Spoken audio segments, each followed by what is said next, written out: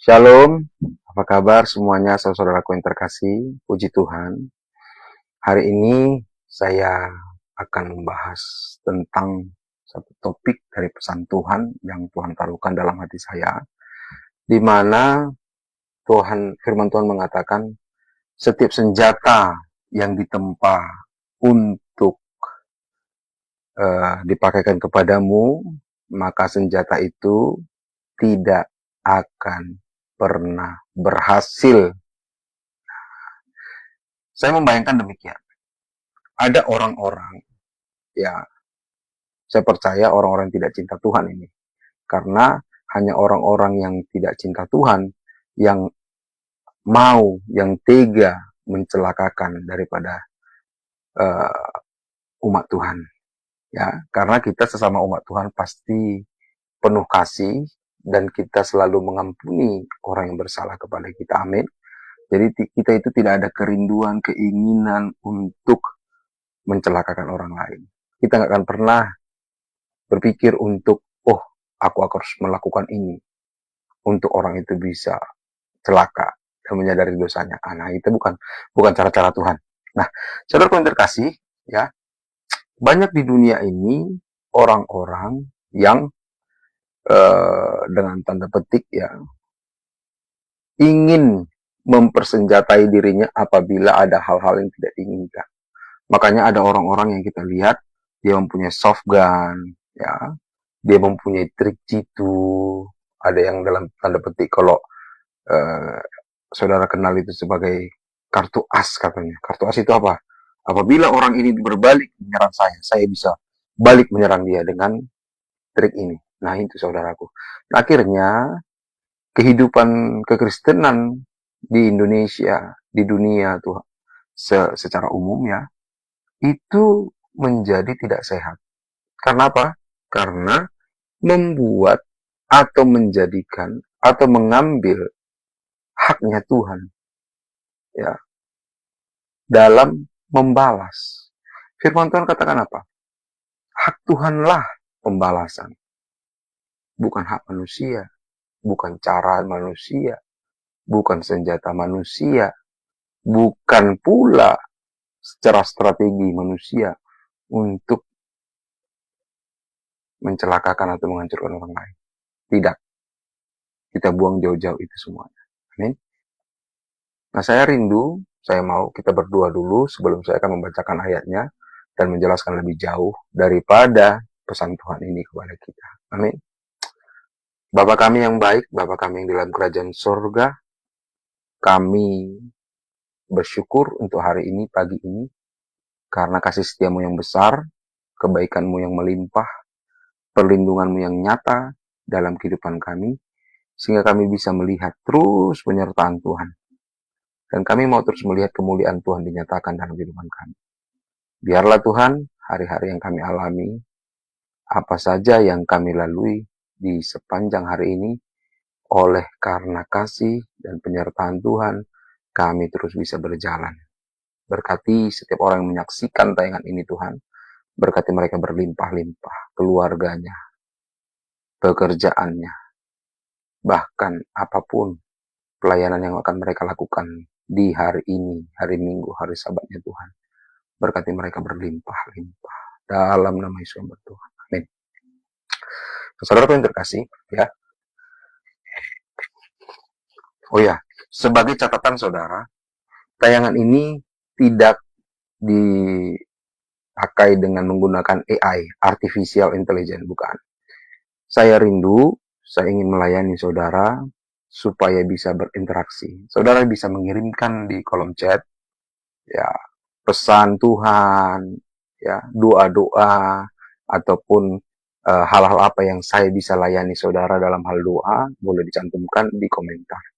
Ya saudaraku yang terkasih, ataupun saudara menginginkan sesuatu yang lebih personal, boleh kirimkan pesan. Ya, ada nomor WA saya di profil, saudara bisa langsung ke sana, kirim pesan, saya akan membalasnya. Amin. Nah, kalau memang ingin berinteraksi, silakan ada di kolom-kolom komentar, saudara. Apa saja untuk kemuliaan Tuhan, saudara. Amin.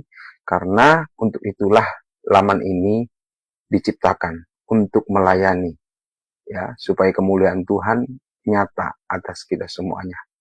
Amin. Saya tidak melayani debat, saya tidak melayani yang namanya apologetika agama. Kenapa? Karena ini hanya firman yang dipesankan untuk disampaikan. Mungkin saat ini saya dan saudara tidak mengerti arti pesan ini, dan mungkin saja pesan ini tidak langsung terjadi dalam hidup saudara. Tetapi inilah dorongan yang dipesankan Tuhan untuk saya sampaikan kepada saudara. Sehingga saudaraku yang terkasih, kita akan mengujinya melalui waktu. Amin. Kita akan mengujinya melalui apa yang kita alami setiap hari. Kalau saudara ingat pesan ini, maka ini akan melindungi saudara. Amin. Dan kepercayaan iman saudara akan naik meningkat kepada Tuhan Yesus Kristus. Bukan mengandalkan kepada kekuatan manusia, dan bukan juga mengandalkan kepada logika kita. Ya, saya percaya saudara memahami apa yang saya maksudkan ini. Ada tempat-tempat tertentu yang bisa kita itu berapologetika. Ada tempat-tempat tertentu, wadah-wadah tertentu yang kita bisa bertanya secara teologis. Tidak masalah, saya tidak menentang hal-hal itu semua.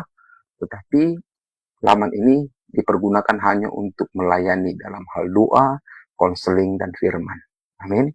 Nah, selebihnya saudara bisa menyerahkan itu ke tangan Tuhan, di mana Tuhan bisa berkarya lebih lagi.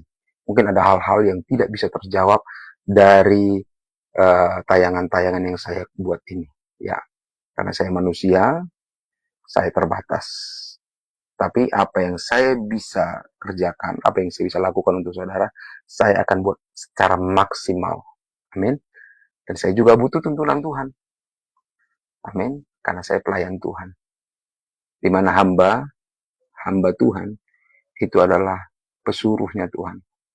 Apa yang disuruh Tuhan. Kadangkala hamba tidak mengerti apa yang dikerjakannya. Karena hanya Tuhan sajalah yang mengerti. Hanya Yesus sajalah yang mengerti. Amin. Tapi sepanjang saya bisa mengolah segala sesuatunya, supaya saya bisa memberkati saudara, saya akan kerjakan. Dan saya mau belajar. Amin. Nah, Yesaya pasal 54, ayatnya yang ke-16 sampai 17. Ya. Yesaya pasal 54, ayatnya yang ke-16 dan 17. Saya akan bacakan kepada saudara. Sesungguhnya akulah yang menciptakan tukang besi, yang menghembuskan api, dan menghasilkan senjata menurut kecakapannya. Tetapi akulah juga yang menciptakan pemusnah untuk merusakkannya. Setiap senjata yang ditempa terhadap engkau tidak akan berhasil. Amin.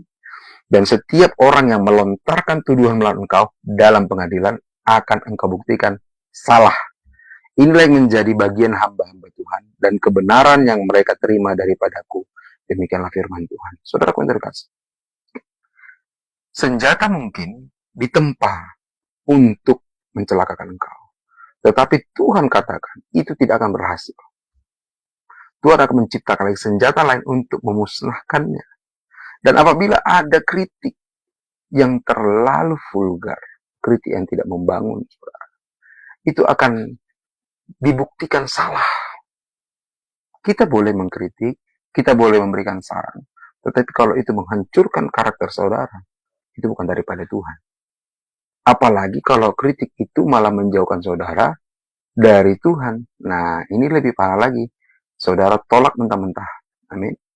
Nah, saudara yang terkasih, senjata-senjata ini bisa membuat saudara itu mengalami hal-hal yang tidak mengenakan. Bisa itu jadi sakit penyakit, bisa itu stres, bisa itu linglung saudara, hidup, pikiran kita kosong, atau bisa juga emosional yang berlebihan. Kita nggak bisa mengontrol diri kita. Atau banyak hal lain, indikasi lain, masalah-masalah yang lain yang mungkin kita alami. Ketika kita melayani Tuhan, ketika kita mulai menyinggung akan dosa seseorang, ketika kita mulai menyatakan kebenaran pada satu orang, satu daerah, satu tempat, satu wilayah, saudara yang terkasih, ada roh-roh jahat yang tidak senang dan mau campur tangan menghancurkan kehidupan kita. Apa yang dilakukan oleh roh-roh jahat itu, oleh orang-orang yang dipakai iblis, tidak akan berhasil. Ingat kata saya, Di dalam nama Tuhan Yesus, setiap senjata yang dilontarkan kepada saudara, setiap senjata yang diarahkan kepada saudara, tidak akan berhasil. Amin. Mungkin ya, sekali ditembakkan pelurunya, saudara kena, tergores, sakit ya. Tapi saya katakan tidak akan berhasil di dalam nama Tuhan Yesus. Tidak akan berhasil di dalam nama Tuhan Yesus. Kita harus tegas, saudara. Ini firman Tuhan. Sakit penyakit yang engkau alami saat ini tidak akan membuat engkau gagal dalam nama Tuhan Yesus. Setiap sakit penyakit yang kau alami saat ini tidak akan membuat engkau jauh daripada Tuhan dalam nama Tuhan Yesus. Percayalah, Tuhan kita lebih besar daripada apapun. Dia tidak sembarangan, saudara, dengan mengatakan ini. Ya. Sesungguhnya, Tuhanlah yang menciptakan tukang besi, yang menghembus api, dan menghasilkan senjata menurut kecakapannya. Tetapi akulah juga yang menciptakan pemusnah untuk merusakkannya. Kadangkala, saudara-saudara seiman kita, itu bisa saja menjadi alat di tangan si jahat. Kenapa? Karena hidupnya mungkin sudah pahit, karena hidupnya mungkin terlalu over emotional, sehingga dia secara tidak sengaja melontarkan kata-kata sumpah serapah. Mungkin dalam hatinya seakan-akan mengutuki kita. Tapi ingat ya, walaupun dia saudara seiman kita menolak yang namanya senjata yang mencelakakan kita dalam nama Tuhan Yesus. Firman Tuhan juga katakan, Tuhan juga yang menciptakan pemusnah dan merusakkannya. Uramaka shika barakatumu kureteleke. Mikarabataka syatala barataka. Dalam nama Yesus. Hamba berdoa untuk seluruh daripada orang-orang yang menyaksikan tayangan ini. Setiap senjata yang ditempa oleh orang lain, oleh si jahat, oleh penghancur, itu akan musnah lenyap di dalam nama Tuhan Yesus Kristus. Amin. Saudaraku yang terkasih, percayalah firman Tuhan katakan bahwa dia akan membuat semua tuduhan, semua senjata, semua kecelakaan, semua sakit penyakit, semua tuduh-tuduhan, semua kegagalan itu lenyap dalam nama Tuhan Yesus hari ini juga. Aku perintahkan, aku berkatakan hari ini juga terlepas daripada saudara-saudara lain. Jangan khawatir saudara. Jangan khawatir dengan hari esok. Jangan khawatir dengan gagahnya, kuatnya lawan saudara. Jangan khawatir. Yang saudara perlu ingat adalah Yesus ada bersama dengan kita. Amin. Matius pasal 28. Matius pasal 28 ayat 19-20, saudara terkasih. Ini perintah. Kalau kita terus melayani Tuhan, maka penyertaan ini akan ada pada kita. Maka jalan bagi kita adalah, saudara, supaya kita bisa menyelamatkan hidup kita, menyelamatkan keluarga kita, menyelamatkan pelayanan kita. Ini harus kita lakukan. Supaya kita bisa melihat penyertaan Tuhan. Ya, melenyapkan semua daripada senjata-senjata pemusnah itu tadi, senjata-senjata yang mencelakai kita tadi. Jadi kita lihat kemuliaan Tuhan, hanya kemuliaan Tuhan, hanya kemuliaan Tuhan yang terjadi dalam hidup kita. Dan itu tidak menutup kemungkinan kemuliaan Tuhan juga akan menyadarkan orang-orang yang berencana mencelakakan hidup kita. Amin. Percayalah saudara, Tuhan akan bertindak atas hidup saudara. Amin. Matius pasal 28 ayat 19-20. Sebelumnya saya akan membaca dari ayat 18. Matius pasal 28 ayat 18. Yesus mendekati mereka dan berkata, "Kepadaku telah diberikan segala kuasa di surga dan di bumi. Karena itu pergilah, jadikanlah semua bangsa muridku dan baptislah mereka dalam nama Bapa dan Anak dan Roh Kudus. Dan ajarlah mereka melakukan segala sesuatu yang telah kuperintahkan kepadamu, dan ketahuilah, Aku menyertai kamu senantiasa sampai kepada akhir zaman. Amin. Ini adalah perintah Tuhan Yesus sebelum dia naik ke surga. Dikatakan apa? Jadikan semua bangsa murid Tuhan. Baptislah mereka dalam nama Bapa, Anak, dan Roh Kudus. Amin. Kita tidak menyembah hanya Bapa. Kita menyembah 3 pribadi ini. Walaupun 3 disebutkan namanya, bukan berarti berbeda-beda. Amin. Kalau kita baca kitab Wahyu, saudara, itu kita malah semakin bingung. Kenapa? Ada dalam satu bentuk, tetapi mempunyai berbagai wajah. Tetapi seluruh ciptaannya manusia, itu tunduk dan menyembah dia. Baca kitab Wahyu, saudara. Jadi jangan kita terbatas dengan doktrin orang lain, bahwa hanya Yahweh, hanya Bapa, hanya Allah saja yang kita sembah. No. Bahkan ada agama lain yang menyinggung bahwa, sejak kapan Yesus dikatakan harus disembah? Saudara yang terkasih, ini cara picik. Ya. Kamu aja ya, ketika kamu berjumpa dengan gubernur yang hanya 5 tahun sekali itu menjabat, kamu bersalaman dengan dia, kamu sangat hormat. Bahkan kamu menyanjung-nyanjung dia, menghormati dia begitu luar biasa. Kenapa? Karena kamu tahu dalam masa 5 tahun itu, gubernur adalah orang yang berkuasa. Walaupun 5 tahun kemudian bisa saja gubernur itu akan berganti nama. Tadinya namanya si A, 5 tahun ke depan B. Saudaraku, dalam waktu zaman Yesus, orang-orang mengenal Yesus itu sebagai Allah. Kenapa? Pertama, dia bisa mengampuni dosa orang. Yang kedua, dia bisa membangkitkan orang mati.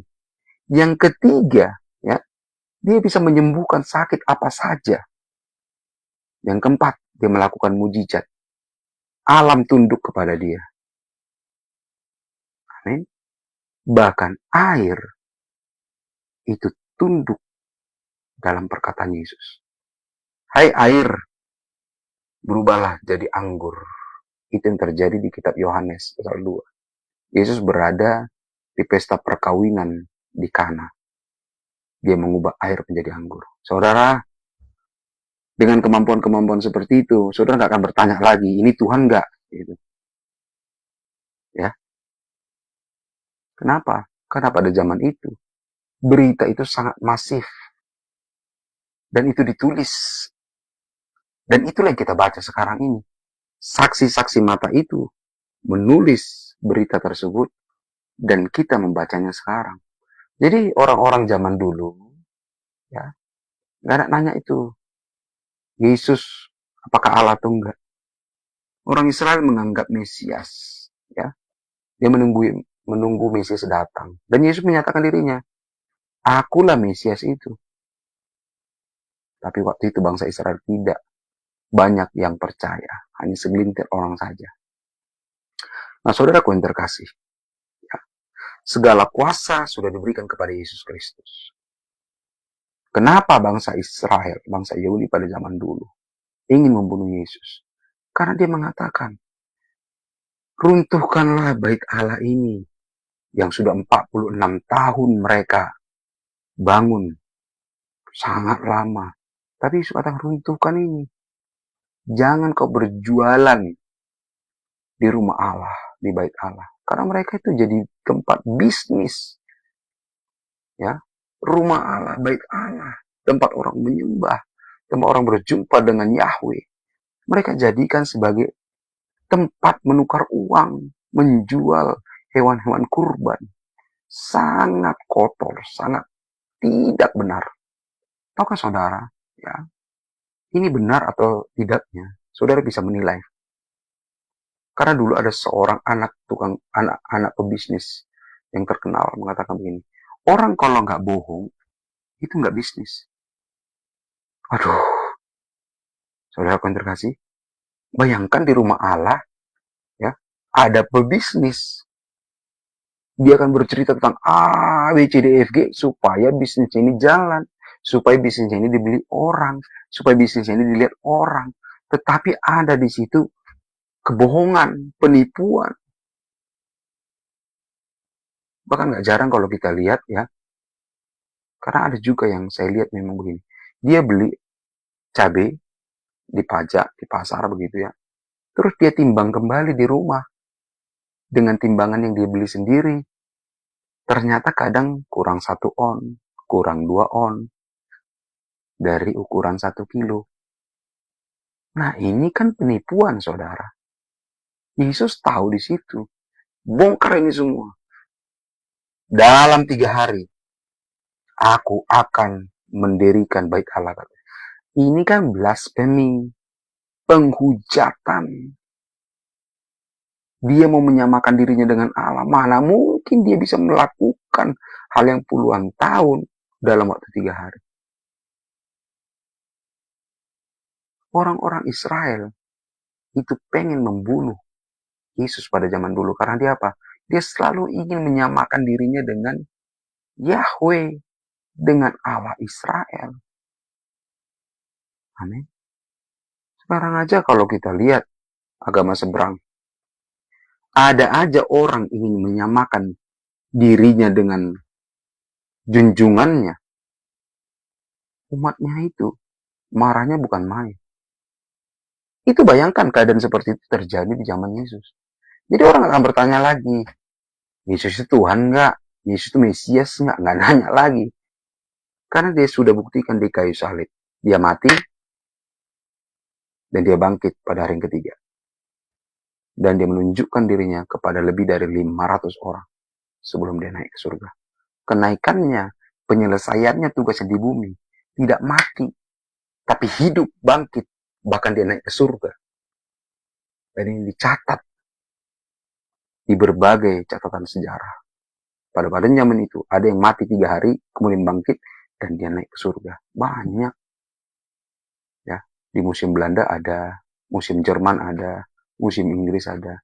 Saudara, banyak hal kalau kita mau belajar. Amin.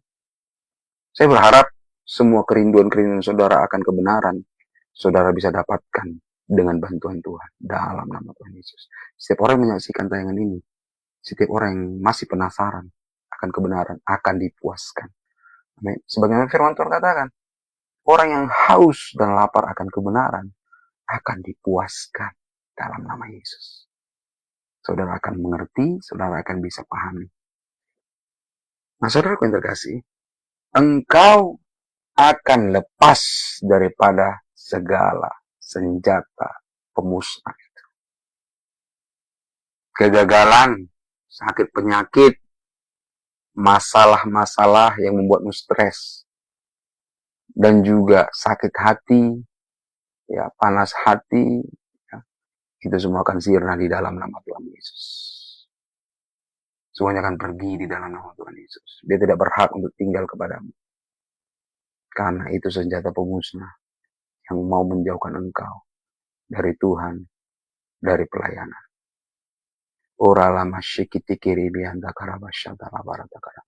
Berdoa untuk setiap orang yang menyaksikan ini Tuhan. Jangan ada satupun yang terlewat. Biar kiranya kuasa Tuhan melindungi, memenuhi, dan bekerja Tuhan Yesus dalam hati pikiran mereka, dalam keadaan sekitar mereka. Dan semua hal yang dikerjakan Tuhan Yesus, semua panjang dari mereka akan menangkap di mana Tuhan melindungi mereka, menyertai mereka dalam nama Yesus Kristus. Amin. Saudara yang terkasih, ini pesan Tuhan yang saudara harus ingat. Setiap senjata yang ditempa kepadamu, yang ditujukan untukmu, yang diciptakan secara khusus untukmu, tidak akan berhasil. Bahkan senjata itu akan rusak, musnah. Amin. Amin. Kita akan baca di Mazmur pasal 23 sebagai penutupnya, saudara yang terkasih. Mazmur pasal 23. Haleluya. Saya suka ayat ini, saudara. Waduh, inilah teladan bagi kita, hamba-hamba Tuhan. Amin. Mazmur pasal 23. Tuhan gembalaku yang baik. Tuhan adalah gembalaku, takkan kekurangan aku. Tuhan akan memberkati engkau berlimpah, saudara. Saya dan saudara akan menikmati berkat-berkat Tuhan. Apa yang engkau butuhkan hari ini? Makanan, Tuhan akan memberkati engkau. Minuman, Tuhan akan memberkati engkau. Keuangan, Tuhan akan memberkati engkau berlimpah. Sehingga engkau tidak akan pernah dipermalukan. Amin. Ia memberikan aku di padang yang berumput hijau. Ia membimbing aku ke air yang tenang. Ia menyegarkan jiwaku. Ia menuntun aku di jalan yang benar oleh karena namanya. Sekalipun, ingat ini saudara, aku berjalan dalam lembah kekelaman, aku tidak takut bahaya. Sebab Tuhan besertaku, gadamu dan tongkatmu, itulah yang menghibur aku. Bayangkan saudara, gada Tuhan, tongkat Tuhan, itu yang menghibur kita. Pembelaan Tuhan, itulah yang menghibur kita. Amin. Saudara percaya? Perlindungan Tuhan, itulah yang menghibur kita. Katakan amin. Tangkap saudaraku yang terkasih. 5. Engkau menyediakan hidangan bagiku di hadapan lawanku. Engkau menyediakan makanan. Orang-orang yang membencimu akan melihat engkau bersuka cita. Wah, kenapa ya? Orang membenci kita malah, dia gitu, orang ini kok malah makin tambah bahagia. Saudara, di setiap masalah yang engkau hadapi, ada berkat Tuhan. Itu arti kata firman ini. Di setiap proses hidupmu, ada selalu yang membawa kabar sukacita. Dan orang lain akan melihatnya. Orang yang membencimu sekalipun, dia akan melihatnya. Camkan itu saudara. Orang yang tidak suka samamu, ya, dalam satu momen dia akan melihat engkau malah tambah diberkati Tuhan. Terjadilah Tuhan Yesus. Ini saya rasa pesan ini ya untuk saudara. Di masa engkau dalam lembaga kekelaman, Tuhan akan membuat engkau bersuka cita dan engkau akan bertambah bahagia. Tangkap saudara yang terkasih. Ini untuk. Amin. Engkau mengurapi kepalaku dengan minyak. Ya. Pialaku penuh melimpah. Kebajikan dan kemurahan belaka akan mengikuti aku seumur hidupku. Dan aku akan diam dalam rumah Tuhan sepanjang masa. Saudara yang terkasih. Jangan kalah dengan orang yang jahat. Dan jangan pernah menyerah dalam setiap proses yang kau alami. Karena dalam setiap proses yang engkau jalani itu, ada kabar sukacita. Ada pengalaman yang membahagiakan. Haleluya. Haleluya. Nah, jika saudara membutuhkan dukungan doa, tulis di komentar. Dan jika saudara menginginkan sesuatu konseling misalnya yang bersifat lebih privasi, kirim pesan ke nomor WhatsApp saya. Amin. Tuhan Yesus memberkati saudara berlimpah-limpah dan Tuhan melakukan perkara-perkara besar dalam kehidupan saudara. Saudara tidak perlu takut, khawatir, cemas. Tapi saudara akan melihat kemuliaan Tuhan itu nyata dalam kehidupanmu. Kemuliaan Tuhan akan nyata dalam kehidupanmu. Kemuliaan Tuhan akan nyata dalam kehidupanmu. Dalam nama Tuhan Yesus. Amin. Tuhan Yesus memberkati saudara. Shalom. Haleluya. Tuhan berkati.